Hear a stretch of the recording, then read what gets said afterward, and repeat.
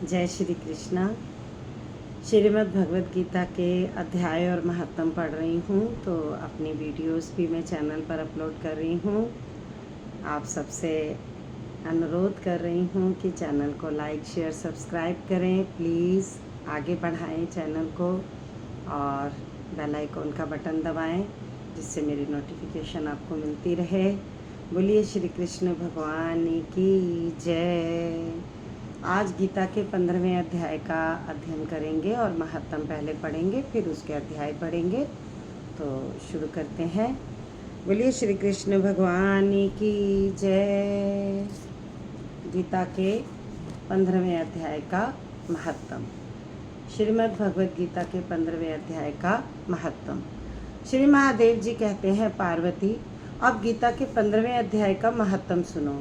गौड़ देश में कृपाण नरसिंह नामक एक राजा थे, जिनकी तलवार की धार से युद्ध में देवता भी परास्त हो जाते थे।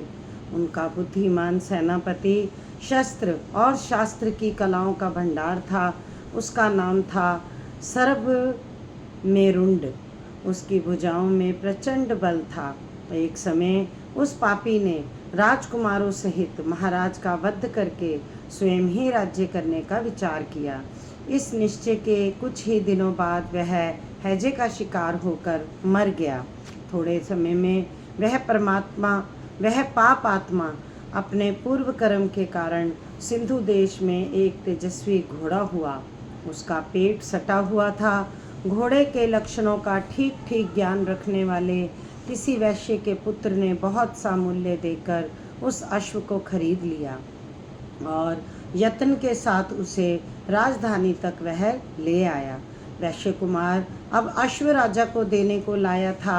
यद्यपि राजा उस वैश्य कुमार से परिचित थे, तथापि द्वारपाल ने जाकर उसके आगमन की सूचना दी। राजा ने पूछा, किस लिए आए हो? तब उसने स्पष्ट शब्दों में उत्तर दिया, देव, सिंधु देश में एक उत्तम लक्षणों से संपन्न अश्व आया था, जिसे तीनों लोकों का एक रत्न समझकर मैंने बहुत सा मूल्य देकर खरीद लिया है। राजा ने आज्ञा दी, उस अश्व को यहाँ ले आओ। वास्तव में वह घोड़ा गुणों में उच्च श्रवा के समान था। सुंदर रूप का तो मानो घर ही था। शुभ लक्षणों का समुद्र जान पड़ता था। वैश्य घोड़ा ले आया और राजा ने उसे देखा।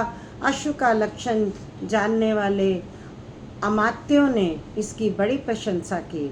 सुनकर राजा अपार आनंद में निमग्न हो गए और उन्होंने वैश्य को मुंह मांगा सुवर्ण देकर तुरंत ही उस अश्व को खरीद लिया। कुछ दिनों के बाद एक समय राजा शिकार खेलने के लिए उत्सुक हो उसी घोड़े पर चढ़कर वन में गए। वहाँ मृगों के पीछे उन्होंने अपना घोड़ा बढ़ाया। पीछे पीछे सब ओर से दौड़कर आते हुए समस्त सैनिकों का साथ छूट गया। वे हिरणों द्वारा आकृष्ट होकर बहुत दूर निकल गए। प्यास ने उन्हें व्याकुल कर दिया। तब वे घोड़े से उतरकर जल की खोज करने लगे। घोड़े को तो उन्होंने वृक्ष की डाली में बांध दिया और स्वयं एक चट्टान पर चढ़ने लगे। कुछ दूर जाने पर उन्होंने देखा कि एक पत्ते का टुकड़ा हवा से उड़कर शिलाखंड पर गिरा है। उसमें गीता के 15वें अध्याय का आधा श्लोक लिखा हुआ था। राजा उसे बाँचने लगे। उनके मुख से गीता के अक्षर सुनकर घोड़ा तुरंत गिर पड़ा और अश्व शरीर छोड़कर तुरंत ही दिव्य विमान पर बैठकर वह स्वर्गलोक को चला गया। तत्पश्चात राजा ने पहाड़ पर चढ़कर एक उत्तम आश्रम देखा, जहाँ नागेश्वर केले, आम और नारियल के वृक्ष लहरा रहे थे। आश्रम के भीतर एक ब्राह्मण बैठे थे, जो संसार की वासनाओं से मुक्त थे। राजा ने उन्हें प्रणाम करके बड़ी भक्ति के साथ पूछा, ब्राह्मण, मेरा अश्व जो अभी अभी स्वर्ग को चला गया है, उसमें क्या कारण है? राजा की बात सुनकर त्रिकालदर्शी मंत्रवेता एवं महापुरुषों में श्रेष्ठ विष्णु शर्मा नामक ब्राह्मण ने कहा, राजन, पूर्व काल में तुम्हारे यहाँ जो सरभ मेरुंड नामक सेनापति था, वह तुम्हें पुत्रों सहित मारकर स्वयं राज्य हड़प लेने को तैयार था। इसी बीच में हैजे का शिकार होकर वह मृत्यु को प्राप्त हो गया। उसके बाद वह उसी पाप से घोड़ा हुआ। यहाँ कहीं गीता के 15वें अध्याय का आधा श्लोक लिखा मिल गया था, उसे ही तुम बाँचने लगे। उसी को तुम्हारे मुख से सुनकर वह अश्व स्वर्ग को प्राप्त हुआ। तदंतर राजा के पार्श्ववर्ती सैनिक उन्हें ढूंढते हुए वहां आ पहुँचे। उन सबके साथ ब्राह्मण को प्रणाम करके राजा प्रसन्नता पूर्वक वहां से चले और गीता के 15वें अध्याय के श्लोकाक्षरों से अंकित उसी पत्र को बाँच बाँच कर प्रसन्न होने लगे। उनके नेत्र हर्ष से खिल उठे थे। घर आकर उन्होंने मंत्रवेता मंत्रियों के साथ अपने पुत्र सिंहबल को राज्य सिंहासन पर अभिषिक्त किया और स्वयं 15वें अध्याय के जप से विशुद्ध चित्त होकर मोक्ष प्राप्त कर लिया। इति श्रीमद् भागवत गीता 15वां महात्म समाप्त। अब हम आपको 15वां अध्याय सुनाएंगे। बोलिए श्री कृष्ण भगवान की जय। श्री परमात्मनाय नमः। 15वां अध्याय। उसके उपरांत श्री कृष्ण भगवान फिर बोले कि हे अर्जुन, आदि पुरुष परमेश्वर रूप मूल वाले और ब्रह्मा रूप मुख्य शाखा वाले जिस संसार रूप पीपल के वृक्ष को अविनाशी कहते हैं तथा जिसके वेद पत्ते कहे गए हैं, उस संसार रूप वृक्ष को जो पुरुष मूल सहित तत्व से जानता है, वह वेद के तात्पर्य को जानने वाला है।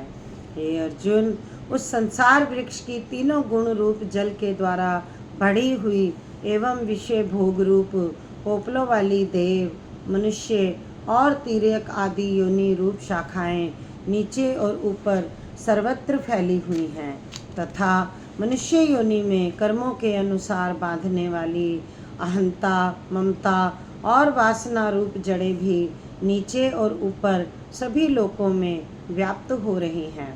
परंतु इस संसार वृक्ष का स्वरूप जैसा कहा है वैसा यहाँ विचार काल में नहीं पाया जाता है, क्योंकि ना तो इसका आदि है और ना अंत है तथा ना अच्छी प्रकार से स्थिति ही है।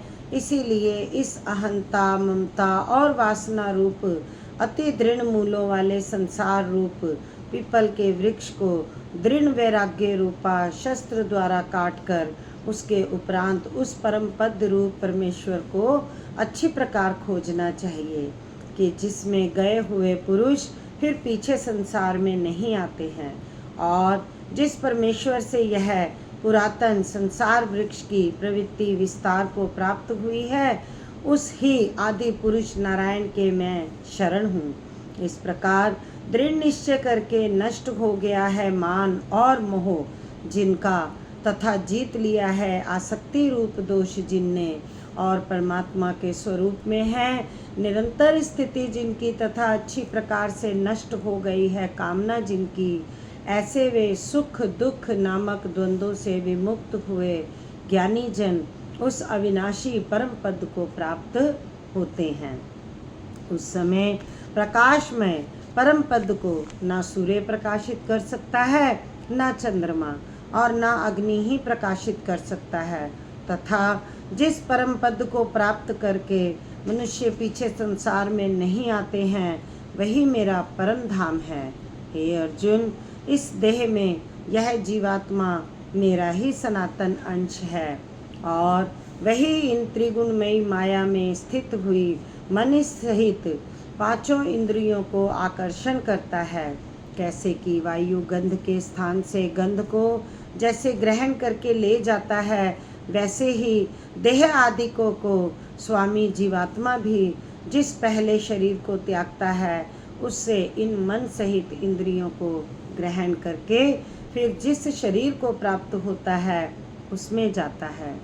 उस शरीर में स्थित हुआ यह जीवात्मा श्रोत, चक्षु और त्वचा को तथा रसना, घ्राण और मन को आश्रय करके अर्थात इन सब के सहारे से ही विषयों का सेवन करता है।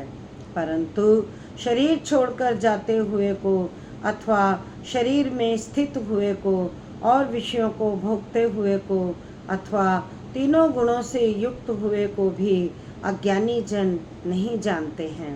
केवल ज्ञान रूप नेत्रों वाले ज्ञानी जन ही तत्व से जानते हैं, क्योंकि योगी जन भी अपने हृदय में स्थित हुए इस आत्मा को यत्न करते हुए ही तत्व से जानते हैं। और जिन्होंने अपने अंतःकरण को शुद्ध नहीं किया है, वह अज्ञानी जन तो यत्न करते हुए भी इस आत्मा को नहीं जानते हैं।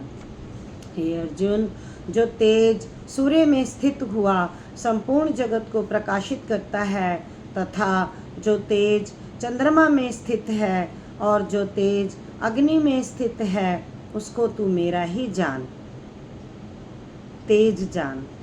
और मैं ही पृथ्वी में प्रवेश करके अपनी शक्ति से सब भूतों को धारण करता हूँ और रस स्वरूप अर्थात अमृतमयी चंद्रमा होकर संपूर्ण औषधियों को अर्थात वनस्पतियों को पुष्ट करता हूँ, तथा मैं ही सब प्राणियों के शरीर में स्थित हुआ वैश्वानर अग्नि रूप होकर प्राण और अपान से युक्त हुआ 4 प्रकार के अन्न को पचाता हूँ। और मैं ही सब प्राणियों के हृदय में अंतर्यामी रूप से स्थित हूँ, तथा मेरे से ही स्मृति, ज्ञान और अपोहन होता है, और सब वेदों द्वारा मैं ही जानने के योग्य हूँ, तथा वेदांत का कर्ता और वेदों को जानने वाला भी मैं ही हूँ। हे अर्जुन, इस संसार में नाशवान और अविनाशी यह भी 2 प्रकार के पुरुष हैं। उनमें संपूर्ण भूत प्राणियों के शरीर तो नाशवान और जीवात्मा अविनाशी कहा जाता है, तथा उन दोनों से उत्तम पुरुष तो अन्य ही हैं, जो कि तीनों लोकों में प्रवेश करके सबका धारण पोषण करता है। एवं अविनाशी परमेश्वर और परमात्मा ऐसे कहा गया है, क्योंकि मैं नाशवान जड़ वर्ग क्षेत्र से तो सर्वथा अतीत हूँ और माया में स्थित अविनाशी जीवात्मा से भी उत्तम हूँ। इसीलिए लोक में और वेद में भी पुरुषोत्तम नाम से प्रसिद्ध हूँ।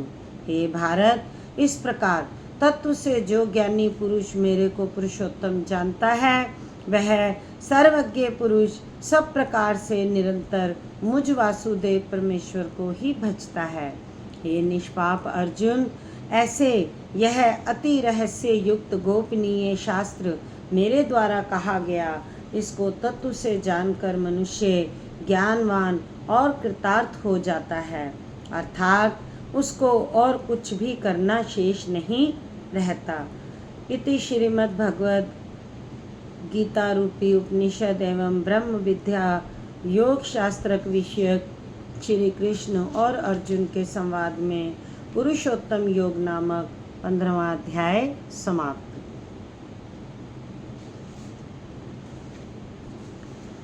इस अध्याय में भगवान ने अपना परम गोपनीय प्रभाव भली प्रकार से कहा है। जो मनुष्य उक्त प्रकार के भगवान को सर्वोत्तम समझ लेता है, उसका मन एक क्षण ही भगवान के चिंतन का त्याग नहीं कर सकता, क्योंकि जिस वस्तु को मनुष्य उत्तम समझता है उसी में उसका प्रेम होता है, और जिसमें प्रेम होता है उसी का चिंतन होता है। अतएव सबका मुख्य कर्तव्य है कि भगवान के परम गोपनीय प्रभाव को भली प्रकार समझने के लिए नाशवान क्षणभंगुर संसार की आसक्ति की सर्वथा त्याग कर और परमात्मा के शरण होकर भजन और सत्संग का ही विशेष चेष्टा करें। मैंने आपको आज गीता के 15वें अध्याय का महत्तम और अध्याय सुनाया।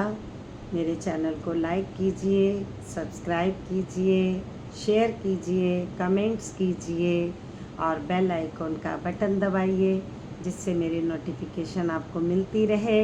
मिलते हैं एक नए वीडियो में फिर से श्रीमद् भगवद गीता के अध्याय और महत्तम के साथ। जय श्री कृष्ण।